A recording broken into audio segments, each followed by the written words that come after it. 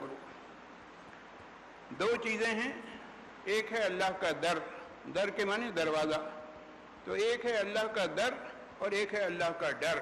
یہ دو نعمتیں ہیں، جس شخص کو یہ دو نعمتیں مل گئیں سمجھ لیجیے کہ دنیا جہان کی سعادتیں اسے مل گئیں، سب کچھ اسے مل گیا۔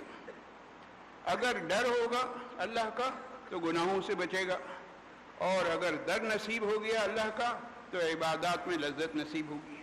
عبادات میں لذت آ جائے تو سبحان اللہ، پھر کیا بات ہے، اس سے بڑی اور کوئی بات ہی نہیں۔ تو عبادات میں لذت کب آئے گی؟ جب بندہ اللہ کے در کو پکڑ لے گا، اور صرف پکڑ نہیں لے گا، مضبوطی سے پکڑے گا، اتنی مضبوطی سے کہ چھوڑے گا نہیں۔ اللہ کے در کو مضبوطی سے تھامے رکھیں گے تو ہمیں یہ نعمت ملے گی کہ ہمیں عبادات میں لذت ملے گی، اور اللہ کا ڈر اپنے دل میں پیدا کریں گے تو پھر کیا ہوگا؟ پھر گناہوں سے بچنا آسان ہوگا۔